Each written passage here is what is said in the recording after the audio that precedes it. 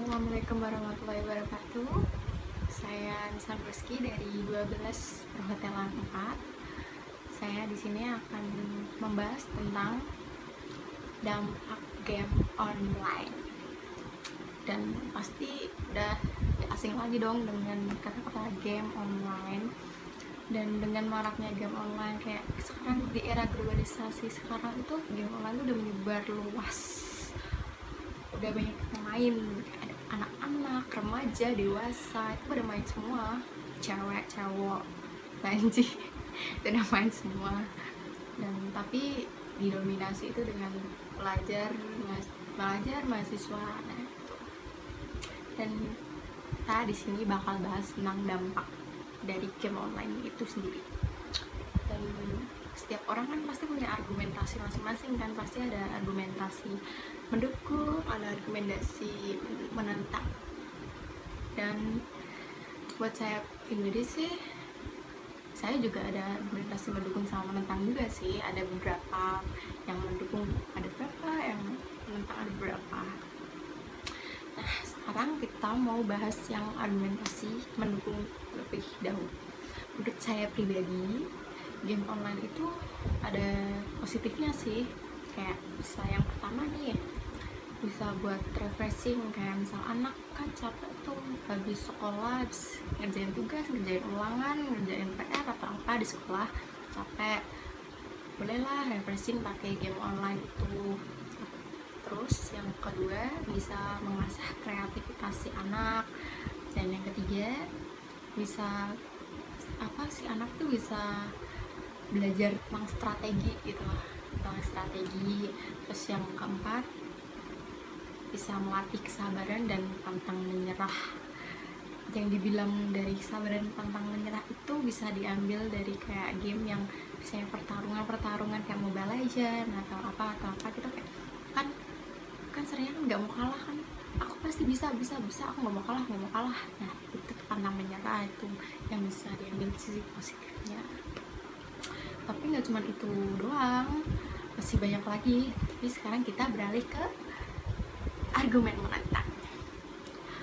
Menurut saya pribadi lagi ya, karena kan setiap orang punya argumen masing-masing, jadi saya nggak mau dikira menentang argumen orang lain atau gimana. Kan argumen masing-masing, kalian mau berargumen apa juga terserah kalian, cekin masalah itu kan personal. Menurut saya pribadi, yang menentang itu yang pertama, pasti kalian tahu lah yang pertama apa. Game online itu pasti buat candu, buat yang anak kecil, buat remaja, dewasa, atau yang pokoknya yang main game online itu pasti candu. Yang kayak apalagi kalau udah main tuh udah menang mulu, juara satu mulu, nah itu bisa candu. Dan yang kedua, itu masih berhubungan sama candu sih, kayak dia tuh menghalalkan segala cara biar bisa tetap main game online. Kayak misalnya ngakunya ke orang tua tuh mau berangkat sekolah padahal tuh bolos ke warnet mau game online. Nah tuh itu salah. Nah itu yang kedua kan. Yang ketiga itu, game online itu kayak bisa dianggap menghambur-hamburkan uang dan menyanyiakan waktu. Dalam kutip menghamburkan uang itu kayak uang tuh bisa buat kita infak, atau kita buat makan kalau misalnya kita nggak bawa bekal, terus kita buat jajan, mungkin buat naik gojek yang nggak bawa motor atau apa gitu kan, bisa kan ya bermanfaat. Tapi malah dibuat bisa dipandang negatif itu kalau dibuat kayak dihambur-hamburin buat beli skin, diamond, atau apalah semacam itulah. Nah itu, terus kan tadi ada menghamburkan uang dan menyia-nyiakan waktu ya guys. Menyanyiakan waktu itu kayak misalkan kita makan tapi game online, waktunya tidur game online, waktunya sholat game online, pokoknya game online dan game online. Nah itu sangat menyia-nyiakan waktu.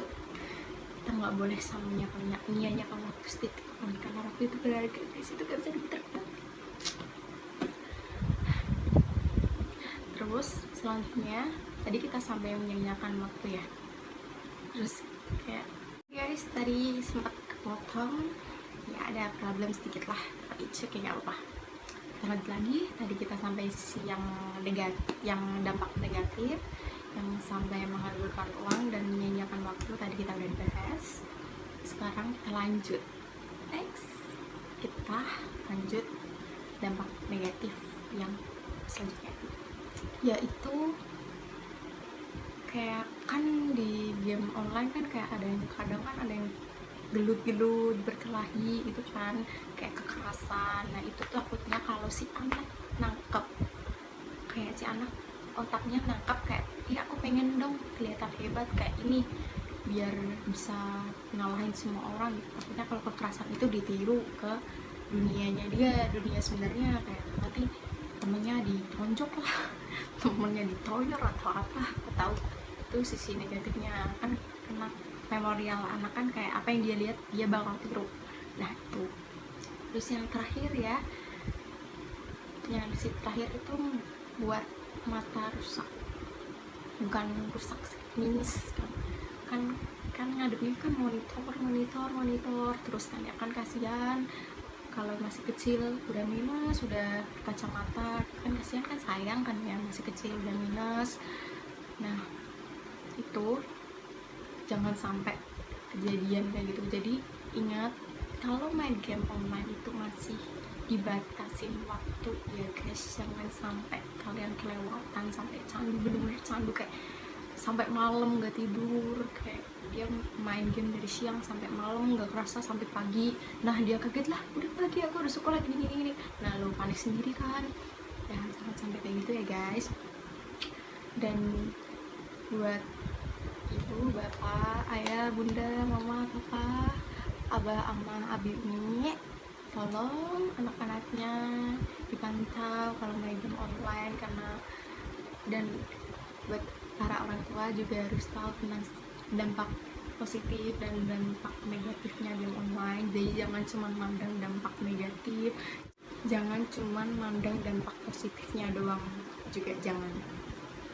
Jadi kita tetap harus kayak profesional, bisa netralin itu kayak setiap apapun kan ada negatif ada positif, kita tetap netral, kita ngambil jalan tengahnya gimana yang baik, yang baik buat si anak ya, gimana gara-gara game online. Nah kesimpulannya, masalah itu tuh masih bisa ditanggulangin dengan cara kayak, kalau misalnya si anak main game online itu masih tetap dipantau dan diberi batasan waktu ya, masih diberi batasan waktu, jangan sampai berlebihan sampai berjam-jam, sampai dari pagi ke pagi lagi, itu jangan. Nah terus yang kedua itu, kalau misal anaknya masih kecil, masih SD, itu masih bisa terus buat para ibu bisa mantau dengan cara kayak tanya ke gurunya gimana anaknya di sekolah, males enggak, bolos enggak, berangkat enggak, ngerjain tugas enggak, terus di sekolah baik enggak gitu sama teman-temannya, sama guru-guru sepan apa enggak, saling menghargai enggak, menghormati enggak. Nah itu bisa dipantau dengan guru. Mungkin juga sekarang kan canggih, ada WhatsApp, ada apa ya bisa lah kontak-kontakan sama gurunya gimana perkembangan anaknya di sekolah kayak gimana, kan bisa dipantau.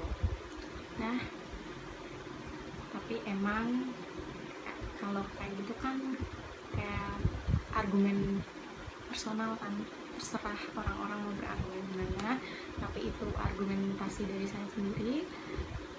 Jika ada kesalahan atau menurut kalian saya berlebihan, atau kalau saya salah atau apa, mohon dimaafkan. Sekian dari saya, wassalamualaikum warahmatullahi wabarakatuh.